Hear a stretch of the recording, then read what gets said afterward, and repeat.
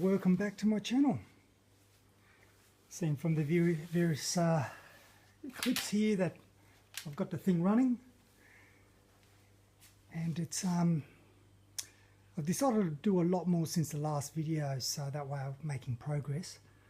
One of the things I had to do, or a couple of things I had to recondition the reservoir. It was leaking around the seal internally. So when you actually pull these things out, they're I think originally had a rubber seal, and that was completely perished. It was in pieces. So I've replaced them with copper washers on either end, and it's not a difficult task. I can actually probably should do a video if you're interested on how I did it. I've got a spare one that I'm planning to recondition as well. The other thing that's happened as well is the clutch, where the yellow cap is.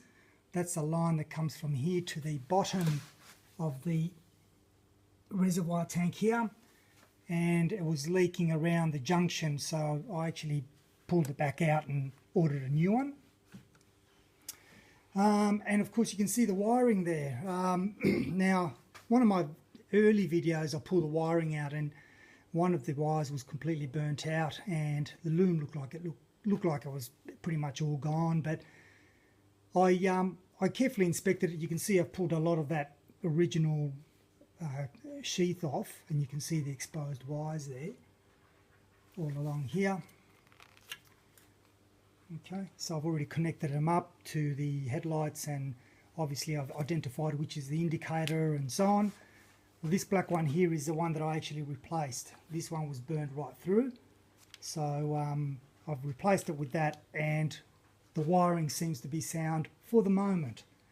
Again, as I said beforehand, I need to kind of get this thing up and running and going, and I don't mind if I need to do a bit of an experimentation, or we need to do the wiring later on.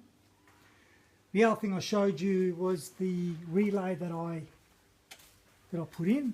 This is a temporary relay. I've actually got another one coming that's got an inbuilt fuse in it. Now, interestingly enough, when I wired this up, I wasn't aware until I kind of re-looked at the wiring diagram that irrespective of what you do with your ignition key, if you press the starter button, it will actually still crank the motor. Now, that was something that irked me. I thought, no, I don't want that, particularly in a diesel, because a diesel, if you can crank the motor over, you can basically drive it away. It doesn't need any other form of electronics aside from glow plugs. But if it's a warm day, you could have somebody hop in, crank the motor, it starts up, and away you go. So I decided to redo the wiring between, basically redo the wiring so that the ignition key actually enables the current to go through to the push buttons for both the glow plug and the starter. Glow plug push buttons up the top here. The starter one is in its usual position there, and it runs through a relay, which then triggers the solenoid on the starter motor, because this has got a more modern starter motor where it doesn't have the button directly connected to the starter itself. So by virtue of that, I was able to then use a relay and just use the buttons as a trigger point. So the buttons just basically pass the current to the relay on the starter motor, and away she goes. And similar scenario with the glow plugs. I've bypassed it so that ignition triggers the current through the glow plugs. So, what I had to do is I had to actually remove the Smith seater, unfortunately. When I had it on the 109, it was working fine, and then when I decided to give it a clean up to get rid of all the crud internally, it's exposed a couple of holes. And so when I had it in there, and I had the radiator filled and so on, there was drips coming out onto the floor, so I had to pull the whole thing out. So I'm going to have to work on this and see whether or not I can find someone who can, once I've pulled it apart, who can look at the core. But yeah, all the challenges. But anyway, that's where I'm at the moment, and yeah, it's just trying to finish this hopefully within the next 6 weeks. But obviously I still got things like I've got shock absorbers coming. I have to think about an exhaust system. and there's a couple of other things that I've got to look at.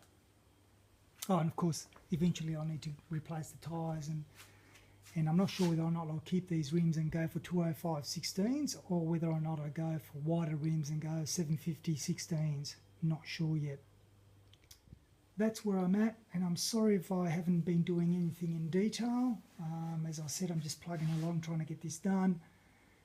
I had to, can you believe, well, you probably could, the dip switch here, I wasn't getting any headlights when I was testing the wiring, and I've got 3 of these dip switches, and 2 of them are actually faulty.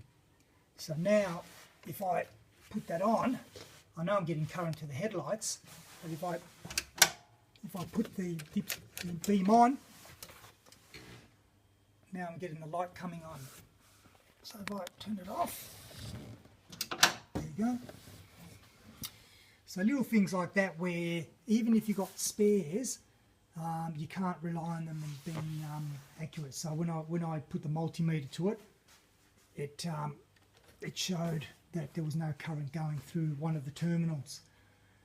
So I think one of the dip was working and the other one wasn't, and vice versa. So you can't, you always got to test and further test.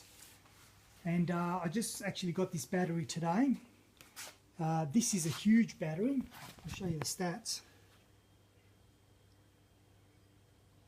So 850 cold crank with 95 amp hour. So she's going to be a beauty. So I'm very happy with this battery, and I got it for a really good price too.